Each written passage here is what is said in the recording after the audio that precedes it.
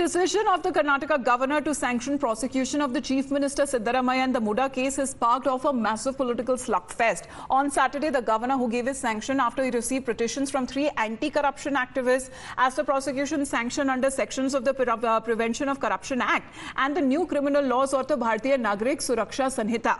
Now, naturally, the Congress has called it as a conspiracy on part of the BJP to destabilize an elected government, saying the party is getting desperate to get back to power after they were rejected by the people. The Congress is also set to stage protests across the state over the matter, as Deputy CM D.K. Shivkumar has confirmed that the party will be launching a political battle and also a legal battle in the matter, and the entire party, including the top brass, stands with Chief Minister Siddaramaiah.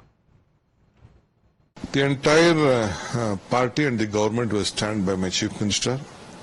He has not done anything wrong. It is a political motivated issue which has been done. So we are going to agitate, we are going to the law, we are going to the courts, we will take all legal remedies. At the same time, the entire state, our party cadres will start functioning. We will oppose the stand of the governor and will stand by my Chief Minister. Well, the leaders of the Congress across the country have come out in support of Chief Minister of Karnataka, claiming that the BJP has begun to misuse the office of the governor so much like the agencies as well to topple elected governments of the opposition ruled states. जब से ये भारत सरकार BJP की सरकार आई है, जितने भी governors बनाए गए वो सारे आरएसएस के लोग हैं। वो संविधान की सुरक्षा करने के बजाय आरएसएस और बीजेपी के मैनिफेस्टो पर अमल करते हैं।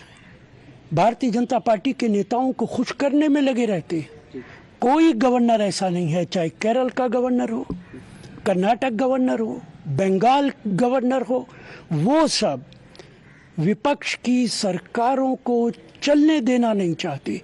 कर्नाटका में जो कुछ हो रहा है ये इसकी एक मिसाल है, और निश्चित तौर से ये गवर्नर इसी तरह बिहेव कर रहे हैं जैसे वो राष्ट्रीय सेवक संघ के मेंबर हैं।